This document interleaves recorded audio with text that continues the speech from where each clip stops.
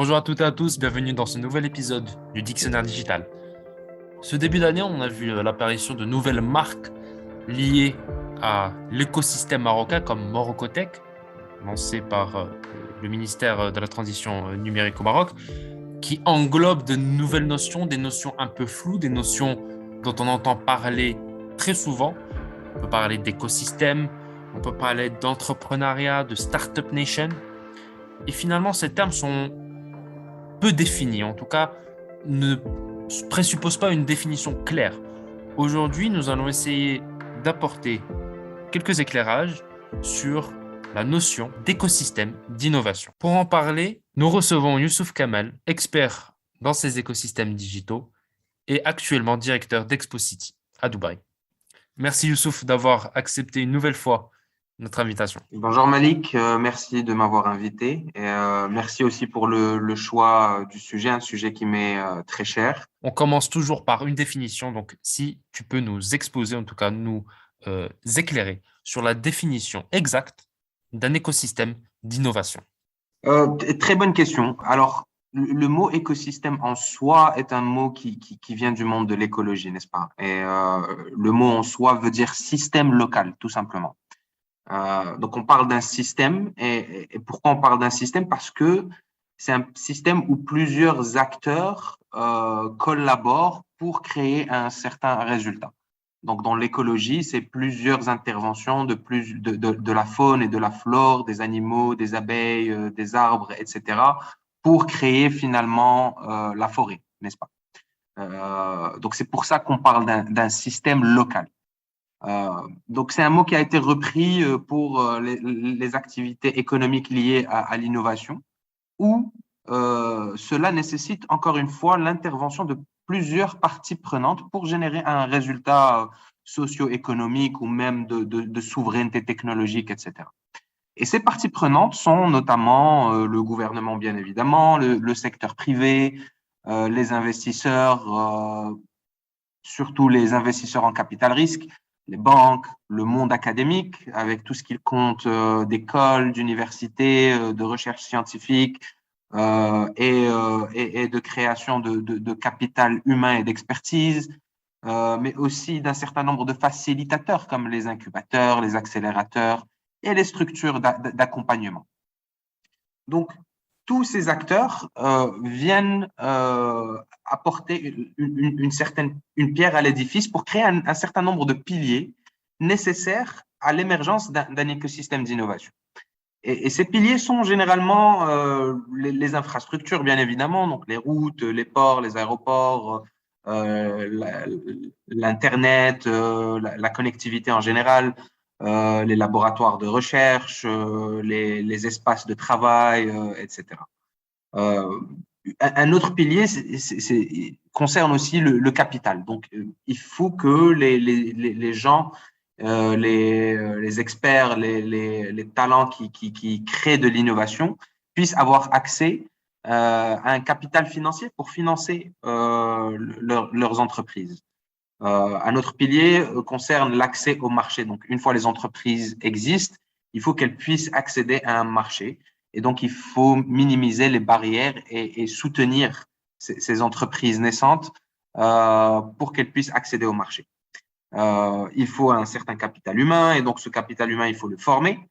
Il faut pouvoir donner un accompagnement stratégique à ces petites structures innovantes. Donc, c'est pour ça que vous avez les incubateurs et les accélérateurs, etc. Il faut avoir des régulations ou des lois qui ne mettent pas beaucoup de barrières pour l'émergence de ces entrepreneurs innovants. Et bien évidemment, le plus important, il faut réussir à mettre en place ou favoriser l'émergence d'une culture entrepreneuriale et d'une culture d'innovation forte. Alors, tu as exposé de nombreux piliers, donc, qui sont, on va dire, à la base de ces écosystèmes digitaux. Est-ce que tu peux nous donner ton avis sur ces piliers au Maroc? Est-ce qu'ils sont plus ou moins soutenus? Est-ce qu'ils ont été créés? Écoute, beaucoup a été fait en réalité. on voit l'émergence de plusieurs initiatives, notamment dernièrement. Donc, tu as parlé de la Morocotech, de cette initiative récente qui commence à parler des concepts d'écosystème entrepreneurial, d'écosystème d'innovation, etc. En termes d'accès au capital, depuis maintenant plus d'une décennie, il y a eu la mise en place d'un certain nombre de fonds pour investir dans des startups innovantes, des fonds au niveau du ministère de l'Industrie ou des fonds au niveau de la CDG. Donc, vous avez le programme 212 Founders. Il y a aussi CDG Invest qui investit dans des startups innovantes. Il y a beaucoup aussi qui est fait par l'OCP au niveau de l'Université Mohamed VI Polytechnique. Et vous avez aussi des acteurs du privé qui ont lancé des fonds d'investissement en capital risque. Et là, je pense à Outliers, qui est l'un des premiers investisseurs en capital risque au Maroc. En termes d'infrastructure aussi, on sait que beaucoup a été fait au Maroc, en termes de routes, en termes de connexion Internet, de 4G, etc. Au niveau des facilitateurs, donc les accélérateurs et les incubateurs, on voit l'émergence de plusieurs programmes ici et là. Je pense notamment, encore une fois, à 212 Founders de la CDG. L'OCP aussi fait beaucoup, en partenariat avec l'Université Mohamed VI Polytechnique. Donc, ils ont cet espace dédié à l'innovation et à la start-up qui s'appelle Stargate, où on voit l'émergence de plusieurs programmes et aussi la mise en place de programmes reconnus mondialement. Et là, je pense notamment à l'ouverture du bureau de Plug and Play, qui est un accélérateur de la Silicon Valley, qui ont ouvert un bureau à l'Université Mohamed VI Polytechnique pour soutenir l'émergence de startups innovantes au Maroc. Maintenant, le problème, c'est que même si on investit aujourd'hui dans tous ces piliers stratégiques pour l'émergence d'un écosystème entrepreneurial, si on ne change pas la culture entrepreneuriale ou la culture d'innovation, finalement, on aura investi beaucoup d'argent pour un résultat marginal. Au Maroc, nous avons une culture plutôt commerciale basée sur de la transaction qui sous-entend un peu un jeu à somme nulle où dans une transaction, les deux parties vont systématiquement chercher à sortir gagnant. Et donc, si j'arrive à faire payer un dirham de plus à l'autre partie, je gagne et l'autre partie perd. Et c'est totalement contraire à ce qu'il faut comme culture pour pouvoir générer de l'innovation. Alors, cette culture dont tu parles, en tout cas de la Silicon Valley, c'est quelque chose quand même qui est ancré, qui est, on va dire, le fruit d'une sorte d'imaginaire collectif, en tout cas de valeurs collectives qui se sont installées aux États-Unis pendant des décennies, des siècles même. Est-ce que, voilà, transformer une culture, est-ce possible? Si oui, comment le faire, hein? Oui. C'est une question tout à fait valide. C'est très difficile de changer les cultures, mais ce n'est pas impossible. Mais avant de parler de est-ce que c'est possible de changer la culture commerciale des acteurs économiques, il faut bien comprendre cette composante qu'est la culture entrepreneuriale ou la culture d'innovation. Parce que là, on sort de la théorie économique et on rentre dans la théorie psychosociale un peu. Tu sais, créer une start-up est une aventure très compliquée. Elle demande beaucoup de sacrifices, elle demande l'engagement de plusieurs parties prenantes, et ce, en interne, mais aussi en externe. Donc, en réalité, pour créer un écosystème d'innovation, il faut sortir de la logique de transaction commerciale et il faut pouvoir avoir ce qu'on appelle des motivations extra-rationnelles. Et pour pouvoir sacrifier ce que l'on pense peut-être est notre juste rétribution pour ce qu'on met sur la table, par exemple. Il n'y a que ça qui permet de créer cette culture d'innovation et de favoriser l'émergence de l'innovation dans un écosystème. Euh, Maintenant, tu as parlé un peu de l'exemple de la Silicon Valley. Alors, la Silicon Valley, c'est l'extrême ouest des États-Unis. Et les gens qui ont habité cette zone géographique sont des aventuriers qui ont repoussé les limites géographiques. Alors, si les gens qui sont partis en Amérique du Nord sont des gens qui n'ont pas trouvé leur place en Europe, les gens qui sont partis en Californie, les premiers habitants de la Silicon Valley, c'est des gens qui n'ont pas trouvé leur place en Amérique du Nord.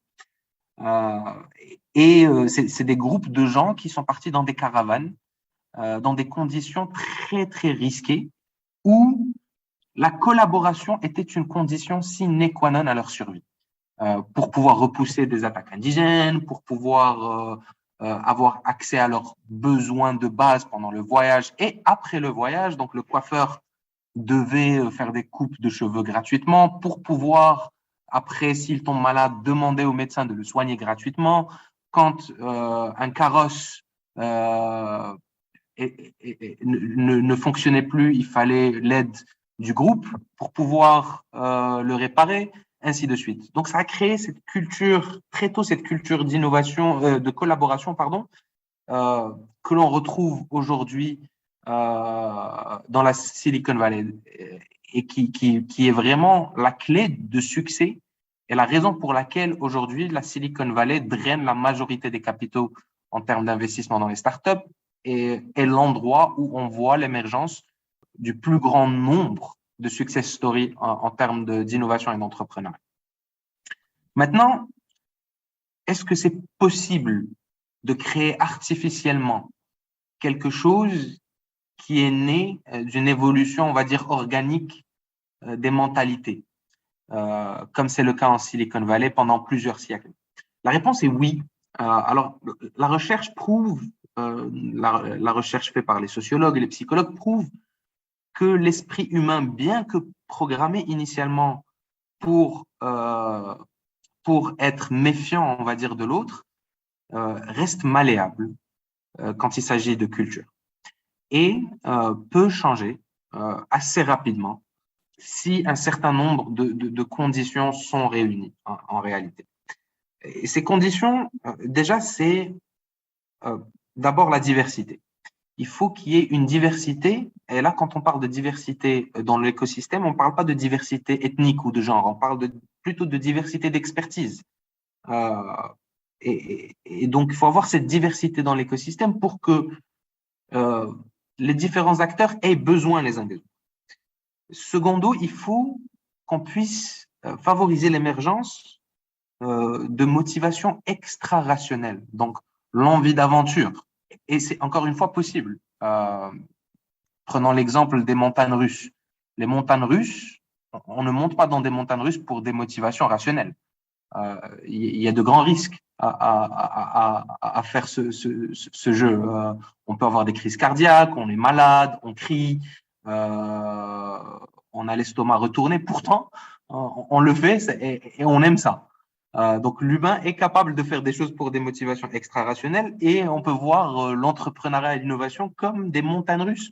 Et si l'entrepreneur, le scientifique, l'expert s'engage dans une aventure entrepreneuriale innovante, il doit pouvoir avoir une culture de motivation extra-rationnelle.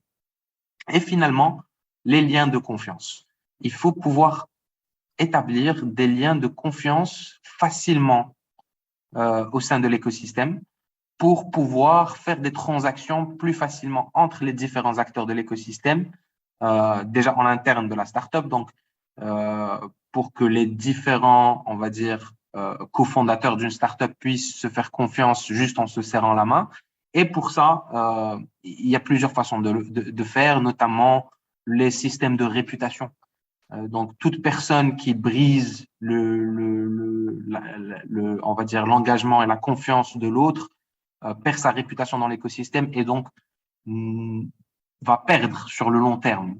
Les gens ne voudront plus travailler avec eux ou avec lui, ainsi de suite. Et donc, par ce biais-là, on met en place un système de punition informelle et implicite au niveau de l'écosystème qui punit tout acteur qui trahit, on va dire, les règles de confiance de l'écosystème.